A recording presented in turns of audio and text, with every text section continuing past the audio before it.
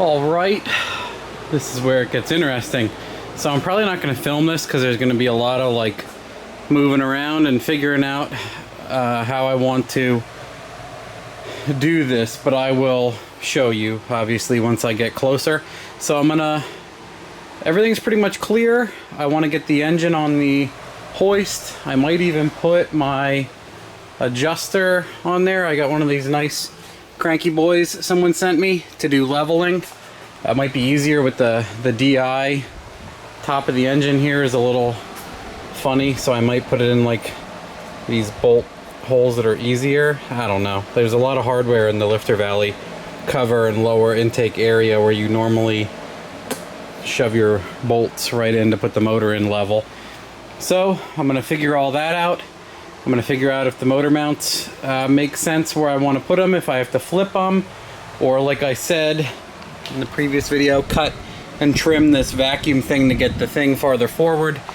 That's all things that are going to get figured out. Real quick, just hover handing this thing in here and then see where we're at. Look at this mint clean engine bay to start with. Quick one. I got her on the old spinner here. We'll see how this works out. Hopefully it's happy. I got it in the cylinder heads. I put these on the ground and hit them with a hammer because they were 90'd, so I bent them like that to get these back cylinder head bolts. I figured it'd be easier than anything else. And we're gonna shimmy on over here and see how this goes. So one of the reasons, I guess I forgot why I never used something like this, is they're high. They're super high. Luckily, Ford's, Fairmont's, LTD's, box top Foxes, you can prop this hood extremely high, but I may end up removing it just to not be out of the way. Obviously, when I start to bring this down, it's gonna go back and in, so hopefully it starts to clear my light without putting the balancer on the rad support. So more news as we get there. Just a quick observation for you guys.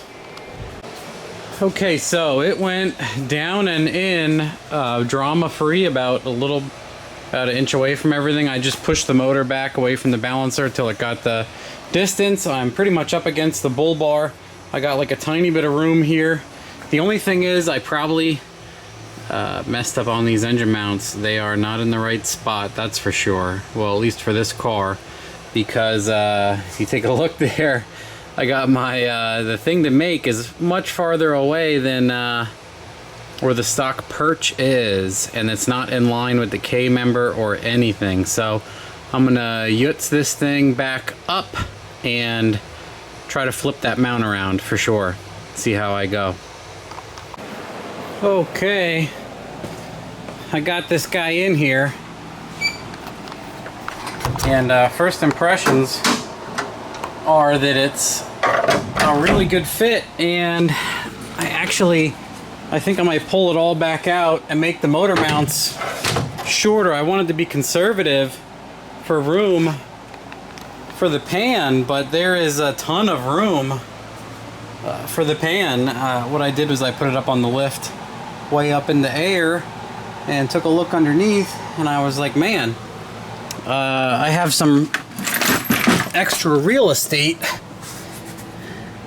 See how high the pan is from the cross member? Well, it's tilting back slightly now, but part of me is like, should I make it an inch lower? I guess here's the big thing, is the throttle and the intake hit the ribbing slightly. I marked it with a marker. So right about there, the throttle body and the intake hit when you try to close. So that's the big thing. Close with the flat hood would be nice. And if I need to drop the motor an inch, that's okay, but I'm gonna cut probably an inch out of the ribbing. So we'll see. If that's not enough, I'll make the motor mounts lower. I'll just chop them off and make them a little bit shorter. I had to custom make them anyway. These are just their make your own mount and the LT adapter. So, and I'm a huge fan of the Ford teardrop connector. So I built a conglomerate of the Ford / the Dirty Dingo slider / the Dirty Dingo adapter.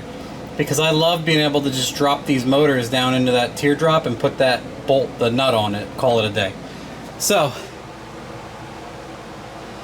yeah, I have some room. I can make the motor about an inch lower, but what's nice is there's tons of clearance, but it really doesn't matter because it's all above the K member anyway, and I have about an inch above the rack. Can you see it? I got about an inch above the rack anyway. Look how much room there is. You can actually like reach around everything, which is nice, but you know, to clear the hood line, it would be nice to get that back. So you can stick your hand in between everything. That's what I wanted. And then when I got the motor mounts finish welded up and put the motor in, I'm like, well, it'd be nice to be a tiny bit lower, but that's, you know, not a huge deal. It's in here for now. It's good. The intake isn't bolted down. It's just resting. Arnie had a LS3 intake with this adapter on it and this fuel line already in the car. So this is just a rubber plug. I was able to swap that over to the new fuel rail. Same thing. Same screw-on O-ring style push lock to AN adapter. Hammered a little bit of the firewall to fit the intake and the engine that far back. I wanted it right there from experience, and also the pan wants it to be right there and everything else. So I feel like these things, once you put a truck pan or whatever pan on, everything kind of lines itself up. So that's where we are for tonight. I'm pretty happy with where it is. It's actually level and straight as far as I can tell. It's actually very nice. There's tons of room on both sides. Fits in here perfect, as all LS and small blocks fit in Fords. Even Ford motors fit great in Fords. Unless it's a modular. Anyway, we'll move on. So, yeah, I might chop the mounts down. I'm gonna sleep on it, think about what I wanna do. Cut the ribs first, or cut the mounts first. Let me know, ladies and gentlemen, boys and girls. Thank you, good night.